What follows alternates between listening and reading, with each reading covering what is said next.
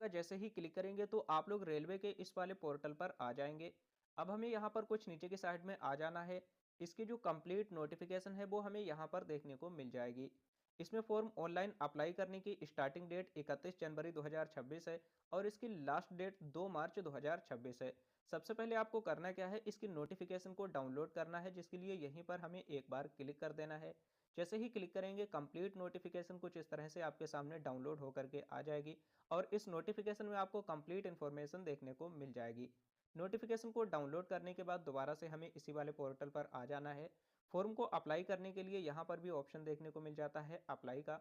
आप चाहें तो ऊपर भी ऑप्शन देखने को मिल जाता है अप्लाई, इस वाले ऑप्शन पर एक बार क्लिक कर देना है। क्लिक करने के बाद में आपको क्रिएट एन अकाउंट वाले ऑप्शन पर एक बार क्लिक कर देना है। अब देखिए, जो भी कैंडिडेट ऐसे हैं जिन लोगों ने 2024 या 2025 में आरआरबी ग्रुप डी में फॉर्म को ऑनलाइन अप्लाई किया था और उन्होंने यहाँ पर अपने ओटीआर को कंप्लीट किया था, तो उनको दोबारा रजिस्ट्रेशन करने की जरूरत नहीं पड़ेगी। उसी वाले ओटीआर के माध्यम से वो लोग यहाँ पर फॉर्म को लॉगिन कर सकते हैं। लेकिन आप लोग पहली बार 2026 में रेलवे ग्रुप डी में फॉर्म अप्लाई कर रहे हैं तो आपको यहाँ पर पहले ओटीआर कंप्लीट करना है, देन इसके बाद ऑनलाइन अप्लाई करना है। तो इसके लिए हमें यहाँ पर ओके वाले ऑप्शन पर एक बार क्लिक कर देना है। क्लिक करने के बाद में अकाउंट क्रिएट का पेज कुछ इस तरह से आपके सामने आ जाएगा, जिसमें कि सबसे पहले यहाँ से हमें अपनी नेशनलिटी को सिलेक्ट करना है। तो हम यहाँ पर इंडिया वाले ऑप्शन को सिलेक्ट करेंगे। अब हमें यहाँ पर अपनी पर्सनल इन्फॉर्मेशन को फिल करना है। जो भी पर्सनल इन्फॉर्मेशन आप फिल करें वो आप लोगों को अपने 10th क्लास के अकॉर्डिंग ही फिल करनी है। सबसे पहले यहाँ पर आपको अपने फुल नेम को एंटर कर देना है, जो भी हाई स्कूल की मार्कशीट में है। दोबारा से आपको यहाँ पर अपने फुल नेम को एंटर कर देना है। क्या आपने कभी अपने नेम को चेंज किया है तो यस करेंगे, नहीं तो नो वाले ऑप्शन को सिलेक्ट करेंगे। इसके बाद में एक कैलेंडर दिखाई दे रहा है, इस कैलेंडर के माध्यम से आपको अपनी डेट ऑफ बर्थ को सिलेक्ट कर लेना है। डेट ऑफ बर्थ सिलेक्ट करने के बाद में यहाँ पर दोबारा से अपनी डेट ऑफ बर्थ को टाइप करेंगे। जेंडर हमें यहाँ से सिलेक्ट कर लेना है। दोबारा से आपको यहाँ से अपने जेंडर को सिलेक्ट करना है।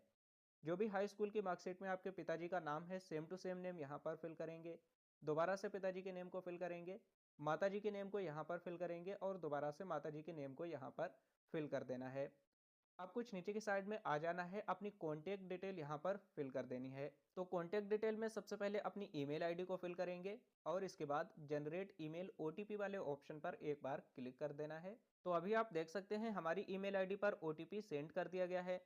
अब जो भी ओटीपी आपकी ईमेल आईडी पर भेजा गया है उस ओटीपी को हमें यहाँ पर फिल कर देना है। इसी तरह से आप लोगों को यहाँ पर अपने मोबाइल नंबर को भी एंटर कर देना है और मोबाइल नंबर फिल करने के बाद में जनरेट मोबाइल ओटीपी वाले ऑप्शन पर एक बार क्लिक कर देना है। अब आपके मोबाइल नंबर पर भी एक ओटीपी सेंड किया गया है। जो भी मोबाइल नंबर पर ओटीपी सेंड किया गया है तो उस ओटीपी को हमें यहाँ पर फिल कर देना है। ईमेल आईडी और मोबाइल ओटीपी दोनों फिल करने के बाद में आप लोगों की ईमेल आईडी और मोबाइल नंबर दोनों ही वेरीफाई हो जाएंगे। देन इसके बाद में आप लोगों को यहाँ पर दो ऑप्शन मिलेंगे, पहला है वेरिफिकेशन थ्रू डिजी लॉकर और दूसरा वेरिफिकेशन थ्रू आधार कार्ड। तो आप अपनी मर्जी से इसमें कोई भी ऑप्शन सेलेक्ट कर सकते हैं। अगर आप लोग आधार कार्ड वाले ऑप्शन को सिलेक्ट करेंगे तो आप लोगों को अपने आधार नंबर को एंटर करना है और जनरेट ओटीपी वाले ऑप्शन पर क्लिक करेंगे। अब आपके आधार कार्ड से जो भी मोबाइल नंबर लिंक होगा उस पर एक ओटीपी आएगा, ओटीपी फिल करके सबमिट करेंगे। आपका जो आधार कार्ड है वह सक्सेसफुली वेरीफाई हो जाएगा। जैसे ही आपका मोबाइल नंबर, ईमेल आईडी और आधार कार्ड वेरीफाई हो जाते हैं, यहाँ पर आप लोगों को एक पासवर्ड क्रिएट कर लेना है और जो भी पासवर्ड आप क्रिएट करेंगे उसी पासवर्ड को दोबारा से यहाँ पर टाइप कर देना है। एक बॉक्स दिखाई दे रहा है, इस वाले बॉक्स पर हमें कुछ इस तरह से टिक लगा देना है। देन इसके बाद में preview and create an account वाले ऑप्शन पर क्लिक करेंगे। आपके अकाउंट का पूरा प्रीव्यू आ जाएगा। अच्छे से आपको चेक कर लेना है कि कोई भी मिस्टेक तो नहीं है। अगर सब कुछ सही है तो आपको सबमिट वाले ऑप्शन पर एक बार क्लिक कर देना है और जैसे ही सबमिट वाले ऑप्शन पर क्लिक करेंगे आपका ओटीआर सक्सेसफुली यहाँ पर सबमिट हो जाएगा। अब हमें यहाँ पर दोबारा से अप्लाई वाले ऑप्शन पर एक बार क्लिक करना है और क्लिक करने के बाद में नीचे ऑप्शन मिलेगा ऑलरेडी हैव एन अकाउंट, इस वाले ऑप्शन पर एक बार क्लिक करेंगे। यहाँ पर देखिए दो ऑप्शन मिल जाते हैं, पहला ऑप्शन है लॉगिन विद आधार और दूसरा लॉगिन विद आरआरबी अकाउंट। तो हम यहाँ पर लॉगिन विद आधार वाले ऑप्शन को सिलेक्ट करेंगे। यहाँ पर आप लोगों को अपने आधार कार्ड से लिंक मोबाइल नंबर को फिल कर देना है और एक बॉक्स दिखाई दे रहा है, इस वाले बॉक्स पर टिक लगाना है। इसके बाद जनरेट आधार ओटीपी वाले ऑप्शन पर क्लिक करना है। अब आपके मोबाइल नंबर पर एक ओटीपी सेंड किया जाएगा, उस ओटीपी को हमें यहाँ पर फिल कर देना है और ओटीपी को यहाँ पर फिल करने के बाद में एक बॉक्स दिखाई दे रहा है, इस वाले बॉक्स पर एक बार टिक लगाना है। देन इसके बाद लॉगिन वाले ऑप्शन पर एक बार क्लिक कर देना है और अभी आप लोग देख सकते हो मैं इस पोर्टल में सक्सेसफुली लॉगिन हो चुका हूँ। अकाउंट वेरीफाइड विद आधार, हमारा जो अकाउंट है वह आधार कार्ड के जरिए सक्सेसफुली वेरीफाई हो चुका है। अब आपको कुछ नीचे की साइड में आ जाना है, ऑप्शन देखने को मिल जाता है ऑनलाइन एप्लीकेशन। हमें इसी वाले ऑप्शन पर एक बार क्लिक कर देना है। क्लिक करने के बाद में यहाँ पर आपको देखने को मिल जाएगी जो भी इस समय नोटिफिकेशन आई होगी, तो रिसेंट नोटिफिकेशन ऊपर ही देखने को मिल जाएगी। ओपनिंग डेट यहाँ पर देख सकते हैं और लास्ट डेट यहाँ पर देखने को मिल जाएगी। अब आप लोगों को यह सिलेक्ट कर लेना है कि कहाँ से आप लोग रेलवे में फॉर्म को अप्लाई करना चाहते हैं। अभी आप लोग देख सकते हैं कुछ इस तरह से यहाँ पर काफ़ी सारे ऑप्शंस देखने को मिल जाएंगे। आप चाहें तो ये सारी कुछ इन्फॉर्मेशन नोटिफिकेशन में देख करके भी फिल कर सकते हैं। जब आप नोटिफिकेशन डाउनलोड करेंगे तो सबसे नीचे की साइड में आप लोगों को आ जाना है। यहाँ पर अभी जो डाटा है वो मुंबई का शो हो रहा है। अगर आप लोगों को किसी और शहर का चाहिए, जैसे कि यहाँ पर अभी आप लोग जयपुर का भी देख सकते हैं, जयपुर में जनरल के लिए कितनी क्या वैकेंसी है, SC ST OBC, तो पूरा डाटा आप लोगों को यहाँ से देखने को मिल जाएगा। और इसके बाद अब आपको यहाँ से डिसाइड करना है कि कहाँ से आप लोग फॉर्म को फिल करना चाहते हैं। जैसे कि यहाँ पर मैंने मुंबई वाले ऑप्शन को सिलेक्ट कर लिया और दो बॉक्स दिखाई दे रहे हैं, दोनों ही बॉक्सेस पर आपको कुछ इस तरह से टिक लगाना है। देन इसके बाद नेक्स्ट वाले ऑप्शन पर एक बार क्लिक कर देना है। नेक्स्ट पेज हमारे सामने कुछ इस तरह से आ जाएगा।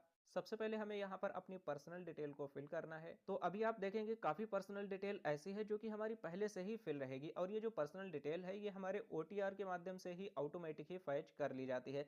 तो ये सब चीज़ आपको फिल करने की ज़रूरत नहीं पड़ेगी। अब हमें कुछ नीचे की साइड में आ जाना है। मैरिटल स्टेटस आपको यहाँ से बताना है, आप सिंगल हैं या फिर मैरिड हैं। और इसके बाद रिलीजन आपको यहाँ से सिलेक्ट करना है, हिंदू, मुस्लिम, सिख, ईसाई, बुद्धिस्ट जो भी हैं वो आपको सिलेक्ट करना है। और इसके बाद में यहाँ पर आप लोगों को ऑप्शन देखने को मिल जाता है, do you wish to avail fee exemption, तो यहाँ पर क्लिक करेंगे और आप अपनी मर्जी से यस या नो सिलेक्ट कर सकते हैं। जैसे कि हमने यहाँ पर यस वाले ऑप्शन को सिलेक्ट कर लिया। आपकी मातृभाषा क्या है वो यहाँ से सिलेक्ट करना है, हमने इसमें हिंदी वाले ऑप्शन को सिलेक्ट कर लिया। और इसके बाद में यहाँ पर choice of languages of examination, जो आपका एग्जाम होगा रेलवे ग्रुप डी का, तो वो एग्जाम आप कौन सी लैंग्वेज में देना चाहते हैं। आप चाहें तो अपनी लोकल लैंग्वेज भी यहाँ पर सिलेक्ट कर सकते हैं, लेकिन मैंने यहाँ पर हिंदी वाले ऑप्शन को सिलेक्ट कर लिया। इसके बाद यहाँ पर पूछा जा रहा है permanent visual mark of identification. जैसे कि आप लोगों के हाथ पर, पैर पर या चेहरे पर कोई भी जले का निशान है या फिर कटे हुए का निशान है, तो आप उसकी पहचान क्या है वो आप लोग यहाँ पर इस वाले बॉक्स में बता सकते हैं। कोई दूसरा निशान है तो उसके बारे में भी यहाँ पर आप लोग बता सकते हैं। इसके बाद कुछ नीचे के साइड में आ जाना है। अब आप लोगों को यहाँ पर अपनी कास्ट की इंफॉर्मेशन देनी होगी। जैसे कि यहाँ पर आप लोगों को सभी कास्ट के ऑप्शन मिल जाते हैं। अगर आप लोग जनरल कैटेगरी से आते हैं तो आपको यहाँ पर कोई भी कास्ट सर्टिफिकेट की ज़रूरत नहीं पड़ेगी। लेकिन अगर आप लोग SC या फिर ST कैटेगरी से आते हैं तो आप लोगों को यहाँ पर कास्ट सर्टिफिकेट की ज़रूरत पड़ने वाली है। जैसे कि हमने यहाँ पर SC वाले ऑप्शन को सिलेक्ट किया, तो जो भी आप लोगों का कास्ट सर्टिफिकेट में नेम है उस नेम को फिल करेंगे। कास्ट सर्टिफिकेट नंबर यहाँ पर फिल करेंगे। इसके बाद में यहाँ पर किसके माध्यम से इशू हुआ है वो आपको सिलेक्ट करना है। या आपको ऐसे ही सिलेक्ट नहीं करना है, जो भी आपका कास्ट सर्टिफिकेट है तो उस पर दिया हुआ रहता है कि आपका कास्ट सर्टिफिकेट किसके द्वारा इशू हुआ है, वही आप लोगों को यहाँ पर फिल करना है। इसके बाद में यहाँ पर इशू स्टेट, कौन सी स्टेट से आपका कास्ट सर्टिफिकेट इशू हुआ है वो स्टेट का नाम सिलेक्ट करेंगे। और इसके बाद में कौन सी डेट को इशू हुआ है, इस कैलेंडर के माध्यम से डेट को सिलेक्ट कर लेना है। यहाँ पर पूछा जा रहा है do you wish to avail free rail travel pass, तो यहाँ पर आप लोग सिलेक्ट कर सकते हैं। इसमें आप लोगों को फ्री ट्रेवल पास मिल जाता है। आप चाहें तो इसमें नो वाले ऑप्शन को भी सिलेक्ट कर सकते हैं। इसी तरह से अगर आप लोग OBC कैटेगरी में आते हैं तो हम यहाँ पर OBC वाले ऑप्शन को सिलेक्ट करेंगे। अब देखिए OBC में दो तरह की कैटेगरी दी गई है। OBC जब आप सिलेक्ट करेंगे तो नीचे ऑप्शन फिर से मिलेगा सिलेक्ट करने का। अब इसमें देखिए एक तो है OBC नॉन क्रीमी लेयर यानी कि NCL, और दूसरी OBC क्रीमी लेयर। इन दोनों में क्या फ़र्क होता है वो भी मैं आप लोगों को अभी बता दूंगा। जैसे कि मैंने यहाँ पर OBC नॉन क्रीमी लेयर वाले ऑप्शन को सिलेक्ट कर लिया। जब आप सिलेक्ट करेंगे तो यहीं पर आपको पता चल जाएगा मेन फ़र्क क्या है। जो भी कैंडिडेट ऐसे हैं जिनकी फैमिली इनकम मैक्सिमम 8 लाख रुपए पर एनम तक है, तो वो लोग यहाँ पर नॉन क्रीमी लेयर वाले ऑप्शन को सिलेक्ट करेंगे और उन लोगों को यहाँ पर NCL सर्टिफिकेट बनवाना होगा। और जो NCL सर्टिफिकेट है वो आप लोगों का 1 अप्रैल 2025 या फिर इसके बाद का होना चाहिए। तो हम आई अंडरस्टैंड वाले ऑप्शन पर क्लिक करेंगे और यहाँ पर अब आप लोगों को अपने NCL सर्टिफिकेट की कंप्लीट इन्फॉर्मेशन फिल करना है। जैसे कि सबसे पहले यहाँ पर अपने नेम को फिल करना है जो भी सर्टिफिकेट में है। यहाँ पर सर्टिफिकेट नंबर फिल करेंगे। इसके बाद में यहाँ पर आपका जो सर्टिफिकेट है वह किसके द्वारा इशू हुआ है, आपके सर्टिफिकेट पर ही दिया हुआ रहता है, वो यहाँ पर हमें सिलेक्ट करना है। स्टेट का नाम यहाँ से हमें सिलेक्ट कर लेना है और इसके बाद में कौन सी डेट को इशू हुआ है वो डेट इस कैलेंडर के माध्यम से सिलेक्ट करेंगे। इसी तरह से अगर आप लोग क्रीमी लेयर में आते हैं तो वो लोग इस वाले ऑप्शन को सिलेक्ट करेंगे और उन लोगों को यहाँ पर कोई भी सर्टिफिकेट देने की ज़रूरत नहीं पड़ेगी। अब हमें कुछ नीचे की साइड में आ जाना है और अपने कंप्लीट पोस्टल एड्रेस को फिल करना है। अब पोस्टल एड्रेस में दो तरह के एड्रेस आते हैं। पहला एड्रेस है प्रेजेंट एड्रेस और दूसरा परमानेंट एड्रेस। सबसे पहले हम यहाँ पर अपने प्रेजेंट एड्रेस को फिल करेंगे। प्रेजेंट एड्रेस में सबसे पहले यहाँ पर आपको अपने स्टेट का नाम सिलेक्ट करना है। इसके बाद यहाँ पर हमें अपने डिस्ट्रिक्ट का नाम सिलेक्ट करना है। और आप लोगों का जो कंप्लीट एड्रेस है जैसे कि विलेज पोस्ट ऑफिस, तो वो आप लोगों को यहाँ पर एंटर कर देना है। जो आप लोगों की सिटी है, नियरेस्ट टाउन पड़ता है, तो उस सिटी का नाम फिल करेंगे। आपके एरिया का जो भी पिन कोड है वो पिन कोड यहाँ पर फिल कर देना है। इसके बाद कुछ नीचे की साइड में आ जाना है। अगर आप लोगों का प्रेजेंट एड्रेस और परमानेंट एड्रेस दोनों सेम है तो यहाँ पर एक बॉक्स दिखाई दे रहा है, इस वाले बॉक्स पर हमें एक बार टिक लगा देना है। तो सेम एड्रेस ही यहाँ पर भी आ जाएगा, लेकिन अलग है तो आप लोगों को यहाँ पर अलग से फिल करना होगा। सभी कुछ इन्फॉर्मेशन को अच्छे से फिल करने के बाद में यहाँ पर आप लोगों को सेव वाले ऑप्शन पर एक बार क्लिक कर देना है। हमारी इन्फॉर्मेशन सक्सेसफुली सेव हो चुकी है। और इसके बाद नेक्स्ट वाले ऑप्शन पर एक बार क्लिक करेंगे। और अब नेक्स्ट पेज हमारे सामने कुछ इस तरह से आ चुका है। अब हमें यहाँ पर अदर डिटेल्स को फिल करना है, जिसके लिए कुछ नीचे की साइड में आ जाना है। यहाँ पर कुछ क्वेश्चंस आपसे पूछे जाएंगे, जैसे कि एक्स सर्विसमैन्स डिटेल। अगर आप एक्स सर्विसमैन रह चुके हैं तो आप लोगों को यहाँ पर क्लिक करना है और यस वाले ऑप्शन को सिलेक्ट करना है। नहीं तो आप लोगों को नो वाले ऑप्शन को सिलेक्ट कर लेना है। इसी तरह से are you a person with benchmark disability, तो अगर आपके अंदर किसी भी प्रकार की डिसेबिलिटी है तो यहाँ पर यस वाले ऑप्शन को सिलेक्ट करेंगे, नहीं तो नो वाले ऑप्शन को ही सिलेक्ट कर लेना है। अगर आप लोगों की राइटिंग स्किल अफेक्टेड है तो यहाँ पर क्लिक करके यस करेंगे, नहीं तो इसमें भी नो वाले ऑप्शन को सिलेक्ट कर लेना है। और इसके बाद यहाँ पर आपसे पूछा जा रहा है क्या आप ईबीसी के अंतर्गत आते हैं। अब बहुत से लोगों को नहीं पता कि ये ईबीसी होता क्या है, वो भी मैं आपको बता देता हूँ। सिलेक्ट वाले ऑप्शन पर क्लिक करेंगे और इसमें हम यस वाले ऑप्शन को सिलेक्ट कर लेंगे। जैसे ही सिलेक्ट करेंगे यहाँ पर आप देख सकते हैं ईबीसी की फुल फॉर्म आ जाएगी, इकोनॉमिकली बैकवर्ड क्लास। और इस कैटेगरी में वो लोग आते हैं जिनकी फैमिली इनकम 50,000 रुपये या फिर इससे कम होती है, या फिर जो लोग बीपीएल कार्ड धारक हैं। अगर आपके पास में बीपीएल कार्ड है या फिर आपकी फैमिली इनकम 50,000 रुपये से कम है तो आप लोग यस कर सकते हैं। तो आप लोगों को यहाँ पर और भी कुछ अलग से एक्स्ट्रा लाभ मिल जाएगा। अदरवाइज आप लोगों को यहाँ पर नो वाले ऑप्शन को सिलेक्ट कर लेना है। अब नीचे की साइड में आ जाना है। पूछा जा रहा है are you an employ on railway, तो अगर आप लोग पहले से ही इंडियन रेलवे में एम्प्लॉय हैं तो इसमें हमें यस करना है, नहीं तो नो वाले ऑप्शन को सिलेक्ट कर लेना है। इसके बाद यहाँ पर पूछा जा रहा name of the current department, यानी कि अगर आप रेलवे में कोई भी एम्प्लॉय हैं तो इस समय आप लोगों का करंट डिपार्टमेंट क्या है, जैसे कि सेंट्रल गवर्नमेंट के एम्प्लॉय हैं या स्टेट गवर्नमेंट या पीएसयू। तो अगर आप एम्प्लॉय नहीं हैं तो यहाँ पर नोट एप्लीकेबल वाले ऑप्शन को सिलेक्ट कर लेना है। नीचे की साइड में आ जाना है। यहाँ पर आप लोगों ने कोई भी कोर्स कंप्लीट किया है और उसकी अप्रेंटिस कंप्लीट की है तो यहाँ पर आप लोगों को यस करना है, नहीं तो इसमें भी आप लोगों को नो वाले ऑप्शन को ही सिलेक्ट कर लेना है। अब सिलेक्ट करने के बाद में यहाँ पर आप लोगों को अपने बैंक अकाउंट की डिटेल को फिल करना है। यहाँ पर आपको अपने उस बैंक अकाउंट को देना है जिस भी बैंक अकाउंट में आप लोग अपनी फीस का रिफंड पैसा पाना चाहते हैं। तो बैंक अकाउंट डिटेल में सबसे पहले यहाँ पर हमें अपने नेम को फिल कर देना है। और यहाँ पर आप लोगों को अपने उस नेम को फिल करना है जो भी आपके बैंक की पासबुक में है। इसके बाद यहाँ पर आप लोगों को अपने अकाउंट नंबर को फिल करना है। दोबारा से बैंक अकाउंट नंबर फिल करेंगे। अपने आईएफएससी कोड को यहाँ पर फिल करके कन्फर्म वाले ऑप्शन पर क्लिक करेंगे तो आपकी जो बैंक का नेम है और आपके बैंक का एड्रेस वह ऑटोमेटिक ही यहाँ पर फैच होकर के आ जाता है। कुछ लोगों का यहाँ पर ब्रांच नेम और ब्रांच एड्रेस फैच होकर के नहीं आता है, तो उन लोगों को यहाँ पर आईएफएससी कोड ठीक से डालना है, तो यहाँ पर फैच होकर के आ जाएगा। सभी कुछ इन्फॉर्मेशन को अच्छे से फिल करेंगे, देन इसके बाद सेव वाले ऑप्शन पर क्लिक करेंगे और इन्फॉर्मेशन हमारी सेव हो चुकी है। अब नेक्स्ट वाले ऑप्शन पर क्लिक कर देना है। अभी आप देख सकते हैं हमारी पर्सनल इन्फॉर्मेशन और अदर डिटेल्स फिल हो चुकी है। अब हमें यहाँ पर अपनी एजुकेशनल क्वालिफिकेशन की डिटेल को फिल करना है, जिसके लिए आप लोगों को कुछ नीचे की साइड में आ जाना है। सबसे पहले यहाँ पर जो क्वालिफिकेशन है वह पहले से ही सिलेक्ट रहेगी। अब आप लोगों को यहाँ पर अपनी स्टेट का नाम सिलेक्ट कर लेना है, जिस भी स्टेट के माध्यम से आपने हाई स्कूल की परीक्षा उत्तीर्ण की है। यहाँ पर आप लोगों को अपने डिस्ट्रिक्ट का नाम सिलेक्ट करना है। कौन से बोर्ड से आपने हाई स्कूल किया है तो उस बोर्ड का नाम आपको टाइप करना है। डेट ऑफ पासिंग आप लोगों को इस कैलेंडर के माध्यम से सिलेक्ट करना है। रोल नंबर क्या था वो यहाँ पर फिल करेंगे। और इसी के साथ में आपका सर्टिफिकेट सीरियल नंबर क्या था, और ये जो सर्टिफिकेट सीरियल नंबर है ये आप लोगों की हाई स्कूल की मार्कशीट पर ही कोने पर दिया हुआ रहता है, तो वहाँ से आप लोग देख करके यहाँ पर फिल कर सकते हैं। और इसके बाद में एड वाले ऑप्शन पर एक बार क्लिक कर देना है। जैसे ही क्लिक करेंगे यहाँ पर हाई स्कूल की हमारी कंप्लीट इन्फॉर्मेशन सक्सेसफुली एड हो जाएगी। अब हमें दोबारा से क्वालिफिकेशन वाले ऑप्शन पर एक बार क्लिक करना है। हाई स्कूल के अलावा अगर आपने आईटीआई कंप्लीट की है या फिर इंटरमीडिएट कंप्लीट किया है, कोई भी बैचलर कोर्स किया है या फिर मास्टर डिग्री की है, तो इसमें से सिलेक्ट कर सकते हैं। जैसे कि हमने 10+2 वाले ऑप्शन को सिलेक्ट कर लिया। अब यहाँ से आप लोगों को डिसिप्लिन सब्जेक्ट ये सिलेक्ट करना है, तो सिलेक्ट वाले ऑप्शन पर क्लिक करेंगे। अभी एक ही ऑप्शन आ रहा है, तो हम इसी को सिलेक्ट करेंगे। स्टेट का नाम आप लोगों को यहाँ से सिलेक्ट कर लेना है, जिस भी स्टेट के माध्यम से आपने इंटरमीडिएट की परीक्षा उत्तीर्ण की है।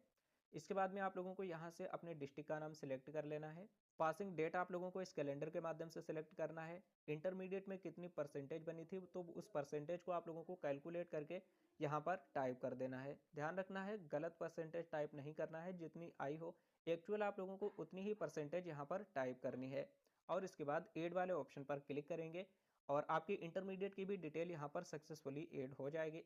देन इसके बाद नेक्स्ट वाले ऑप्शन पर क्लिक कर देना है। अब यहाँ पर देखिए कैमरा की परमिशन अलाउ करने का ऑप्शन आ रहा है। जब भी आप लोग मोबाइल फ़ोन के माध्यम से फॉर्म को अप्लाई करेंगे तो यहाँ पर 3 ऑप्शन आएंगे, जिसमें कि हमें यहाँ पर अलाउ दिस टाइम इस वाले ऑप्शन को सिलेक्ट कर लेना है। और अब हमारे मोबाइल की जो कैमरा की परमिशन है वो अलाउ हो चुकी है। यहाँ पर कैमरा की परमिशन इसलिए मांगी गई है क्योंकि जो आपका फ़ोटो है वो लाइव कैप्चर किया जाएगा। यहाँ पर कोई भी फ़ोटो अपलोड करने का ऑप्शन आप लोगों को देखने को नहीं मिलेगा। सिग्नेचर आप लोग अपलोड कर सकते हैं, लेकिन फ़ोटो आप लोगों को लाइव कैप्चर करना है। तो इसके लिए हमें कुछ नीचे की साइड में आ जाना है और यहाँ पर आप लोगों को ऑप्शन देखने को मिल जाता है कैप्चर लाइव इमेज, और नीचे ऑप्शन देखने को मिल जाता है capture live image from mobile. अगर आप लोग मोबाइल फ़ोन से ही फॉर्म को अप्लाई कर रहे हैं तो आप लोगों को नीचे वाले ऑप्शन को सिलेक्ट नहीं करना है, डायरेक्ट ही जो ऊपर ऑप्शन दिया गया है कैप्चर लाइव इमेज, इसी वाले ऑप्शन पर एक बार क्लिक कर देना है। क्लिक करने के बाद में यहाँ पर आपको कुछ इंस्ट्रक्शंस दिए गए हैं, तो आप चाहें तो रीड कर सकते हैं, नहीं तो आप लोगों को यहाँ पर कैप्चर लाइव इमेज वाले ऑप्शन पर एक बार क्लिक कर देना है। और इसके बाद आपसे एक बार फिर से पूछा जाएगा क्या आप जुड़वा तो नहीं हैं, तो हम यहाँ पर नो वाले ऑप्शन को सिलेक्ट करेंगे। देन इसके बाद कैप्चर लाइव इमेज वाले ऑप्शन पर एक बार क्लिक करेंगे। तो कुछ इस तरह से सर्कल के बीचों बीच में अपने फेस को रखना है और जो आपका बैकग्राउंड है वह बिल्कुल व्हाइट होना चाहिए। तो अभी आप लोग देख सकते हैं हमारा जो फोटो है वह सक्सेसफुली यहाँ पर कैप्चर हो चुका है। और अब आप लोगों को यहाँ पर अपने सिग्नेचर को अपलोड करना है। सिग्नेचर अपलोड करने के लिए आप लोगों को यहाँ पर ब्राउज वाले ऑप्शन पर क्लिक करना है। जहाँ कहीं पर भी सिग्नेचर रखे हैं तो उन्हें अपलोड करेंगे। सिग्नेचर का मैक्सिमम साइज 49 के भी रहना चाहिए और मिनिमम साइज यहाँ पर 30 के भी रहना चाहिए। फोटो और सिग्नेचर को अपलोड करने के बाद एक बॉक्स दिखाई दे रहा है, इस वाले बॉक्स पर हमें एक बार टिक लगा देना है। देन इसके बाद में कुछ नीचे के साइड में आ जाना है, ऑप्शन देखने को मिल जाता है सेव, हमें इस वाले ऑप्शन पर क्लिक करना है। हमारी इन्फॉर्मेशन सक्सेसफुली सेव हो चुकी और अब नेक्स्ट वाले ऑप्शन पर एक बार क्लिक करेंगे।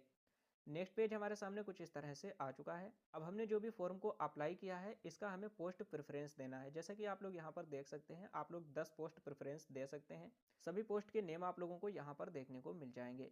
जैसे कि यहाँ पर पोस्ट का नाम है असिस्टेंट TDR, इसी तरह से असिस्टेंट SNT।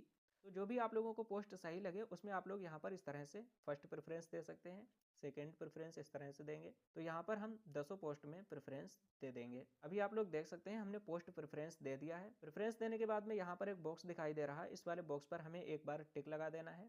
अब कुछ नीचे की साइड में आएंगे, एक और बॉक्स दिखाई दे रहा है, इस पर भी हमें एक बार टिक लगा देना है। प्लेस का नाम हमें यहाँ पर फिल करना है, जिसमें कि आप अपने सिटी टाउन या डिस्ट्रिक्ट का नाम दे सकते हैं। जिस भी डेट को फॉर्म अप्लाई कर रहे हैं वो डेट यहाँ पर आ जाएगी, एप्लीकेंट के सिग्नेचर यहाँ पर आ जाएंगे। कई बार ऐसा होता है मोबाइल फ़ोन के माध्यम से आप फॉर्म अप्लाई करते हैं तो सिग्नेचर नहीं आते हैं, तो घबराने की कोई भी ज़रूरत नहीं है।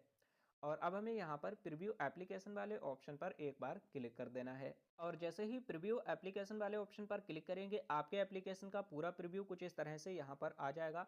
आप लोगों को अच्छे से सभी कुछ डिटेल एक एक करके चेक कर लेना है कि इसमें कोई भी मिस्टेक तो नहीं है। अभी आप लोग कोई भी मिस्टेक हो जाती है तो उसमें सुधार कर सकते हैं, लेकिन बाद में आप लोग कोई भी सुधार नहीं कर पाएंगे।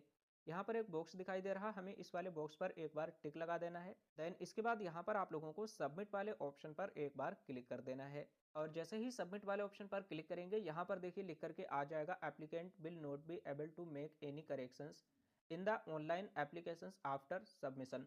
तो अगर आप लोग एक बार फॉर्म को सबमिट कर देते हैं तो आप दोबारा से इसमें कोई भी किसी भी तरह का करेक्शन नहीं कर सकते हैं।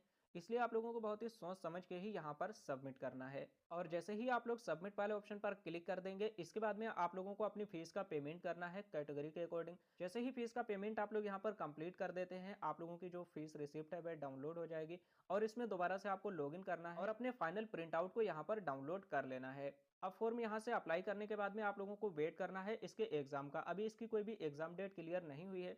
जैसे ही एग्जाम डेट क्लियर होगी तो मैं उस पर एक अलग से वीडियो बना दूंगा।